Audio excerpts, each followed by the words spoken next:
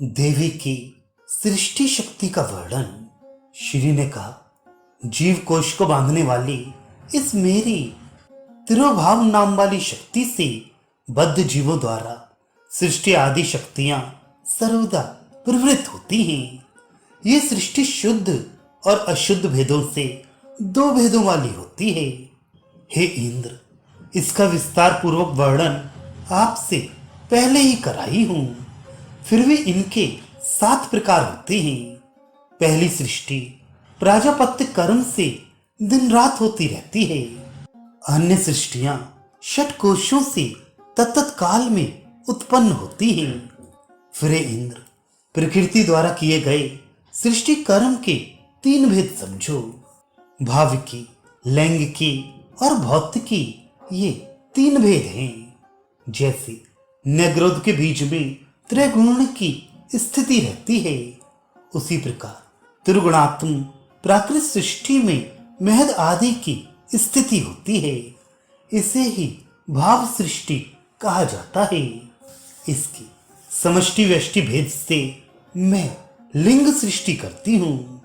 शून्य भूतों की जो विराट सृष्टि करती हूँ वह लिंगजा सृष्टि है।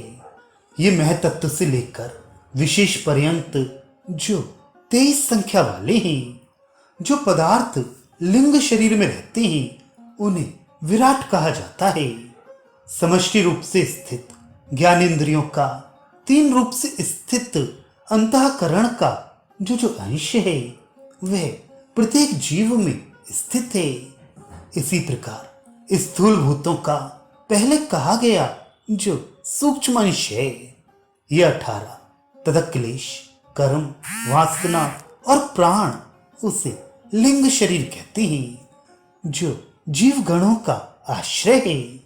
इस प्रकार लिंग शरीर में रहकर जिस शक्तियां जैसे तैसे संसार में चक्कर काटती रहती हैं, उत्तम कर्म करने वालों को जब शुद्ध भगवत ज्ञान प्राप्त हो जाते हैं तब ऐसे सत्कर्मी जीवों के लिंग शरीर अपने आप दूर हो जाते हैं।